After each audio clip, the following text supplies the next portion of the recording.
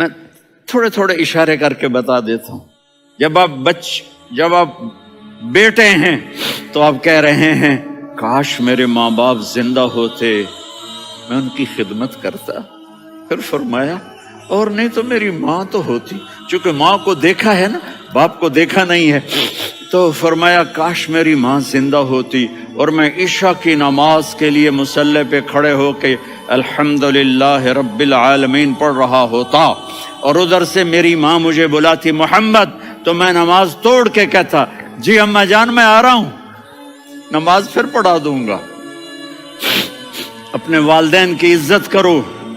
یہاں کا بڑھاپا بڑا خوفناک ہے کہ اولادیں چھوڑ جاتی ہیں اور ماں باپ ٹوائلٹ جانے سے بھی عاجز ہوتے ہیں.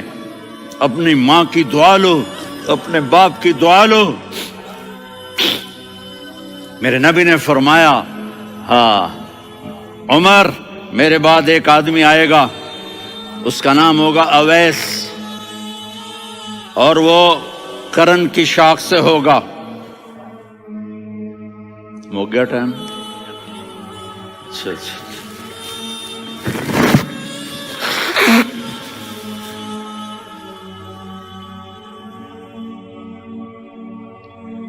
اس سے دعا کرانا، علی آپ بھی، عمر آپ بھی. یا رسول اللہ کس لیے؟ کہ اس نے ماں کی ایسی خدمت کی ہے کہ جب ہاتھ اٹھاتا ہے اللہ اس کے ہاتھ خالی نہیں لوٹاتا. حضرت عمر رضی اللہ تعالی عنہ نے حج کے موسم پر سارے حاجی کھڑے کر لیے، کہا بھائی یمن والے کھڑے رہو باقی بیٹھ جاؤ. تو بیٹھ گئے. پھر فرمایا کہ یمن والے بیٹھ جاؤ، قرن والے کھڑے رہ جاؤ. تو ایک آدمی کھڑا رہا. کہا تم قرنی ہو؟ کہا جی ہاں.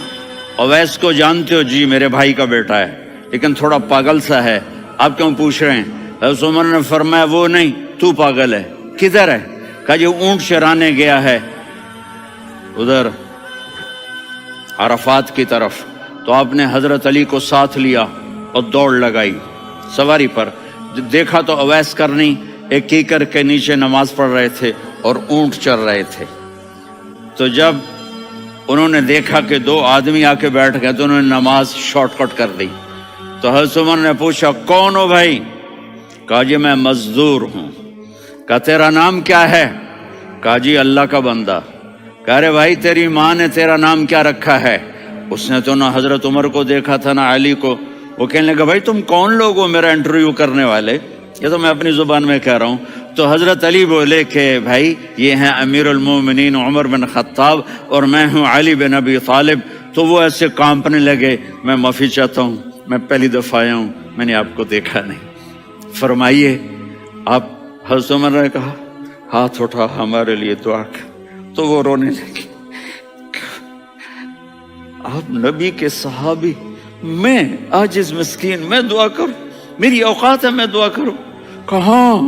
ہمیں ہمارے نبی نے فرمایا تھا اویس آئے تو دعا کروانی ہے. عمر اور علی جیسی ہستیوں کو دعا کے لیے کہا جا رہا ہے.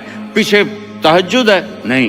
جہاد ہے؟ نہیں. علم ہے؟ نہیں. نماز ہے؟ نہیں. روزہ ہے؟ نہیں. زکوٰۃ ہے؟ نہیں. خیرات ہے؟ نہیں. کیا ہے؟ ماں کی خدمت، ماں کی خدمت، ماں کی خدمت. میرے نبی نے فرمایا لوگ جنت میں چلیں گے، اویس چلے گا. جب گیٹ پر پہنچے گا تو اللہ کہیں گے اویس کو پیچھے ہٹا دو، باقی اندر چلے جاؤ. تو اویس کرنے ڈر جائیں گے کہ یا اللہ جنت کے دروازے پر مجھے پیچھے ہٹا دیا. تو اللہ کہیں گے پیچھے دیکھو، ویسے پیچھے مڑ کے دیکھیں گے تو لوگوں کا مجمع ہوگا جو جہنم میں جا رہے ہوں گے، ایمان والے، گنہگار مسلمان. تو میرا اللہ کہے گا اویس اپنی انگلی کو پھیرتا جا، جس پر تیری انگلی پڑے گی تیری تو فیل سب کو جنت میں ڈال دوں گا. یہ ماں ہے، صرف ڈالر ہی سب کچھ نہیں ہے، یہ ماں ہے. میرے نبی نے فرمایا اب تیرا باپ تیری جنت کا سب سے بڑا دروازہ ہے. اگر تو نے باپ کو ناراض کر کے موت پائی تو تیرے لیے جنت کا دروازہ کھل نہ سکے گا. یہ باپ کا مقام ہے. پھر آپ نے 11 شادیاں کی. کیوں کی؟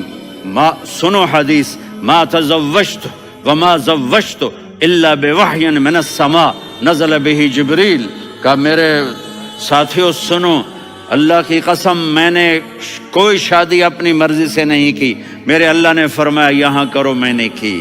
میں نے اپنی بیٹی وہاں دی جہاں میرے اللہ نے فرمایا۔ تو اتنی شادیاں کیوں کی ہیں؟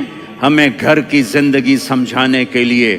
میری بات غور سے سنو، دنیا کا سب سے بڑا رشتہ خاوند اور بیوی ہے، سب سے مقدس رشتہ ماں باپ ہے، لیکن سب سے بڑا رشتہ خاوند اور بیوی ہے۔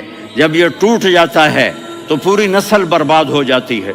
اس لیے آپ نے زندگی گزار کے دکھائی۔ آپ گھر میں جھاڑو دے رہے ہیں، آپ آٹا گوندھ رہے ہیں، آپ حضرت عائشہ کو لقمے بنا کے کھلا رہے ہیں، اور حضرت عائشہ کی دلداری کے لیے فرما رہے ہیں عائشہ، سننا حدیث طبرانی کی، عائشہ انہو لیہون علی الموت ان اریتکی زوجتی فی الجنہ۔ عائشہ مجھے جب سے پتا چلا ہے نا کہ تو جنت میں میری بیوی ہے تو مجھے تو مرنے کا شوق لگ گیا ہے۔ اللہ کی قسم ہمیں سکھانے کے لیے تھا۔ جس نے اللہ کو دیکھ لیا ہو اسے عورت کی کیا خواہش رہ جاتی ہے۔ یہ ہمیں سکھانے کے لیے تھا کہ سب سے زیادہ عزت بیوی اپنے خاوند کو دے، خاوند اپنی بیوی کو دے۔ ہن لباس لکم وانتم لباس لہن، تمہاری بیوی تمہارا لباس ہے، اور اللہ بیوی سے کہتا تیرا خاوند تیرا لباس ہے۔ آپ نے 11 گھروں کو کس طرح آباد کیا، کس محبت سے کیا کہ 2 مہینے چولہا نہیں جلتا اور کسی کی زبان پر شکایت نہیں۔ یہ حسن سلوک، یہ محبت۔ حضرت عائشہ کی عمر تھوڑی تھی، جہاد کے سفر سے واپسی ہو رہی، تو آپ نے صحابہ سے کہا بھی چلے جاؤ سارے آگے چلے گئے، تو صرف آپ دونوں رہ گئے۔ تو آپ نے کہا عائشہ دوڑ لگائیں۔ سبحان اللہ، حضرت اما عائشہ نے نہیں کہا، میرے نے عائشہ دوڑ لگائیں، میں کہا جی لگائیں۔ تو کہنے لگے ہمیں دوڑ لگائی، تو کہنے لگے میں آگے نکل گئی، آپ پیچھے رہ گئے۔ چند سال گزرے تو پھر ہم جہاد کے سفر سے آ رہے تھے، تو آپ نے کہا صحابہ سے جاؤ بھی چلے جاؤ آگے آگے آگے آگے، وہ غائب ہو گئے۔ پھر آپ نے کہا عائشہ دوڑ لگائیں، تو میں نے کہا جی لگائیں۔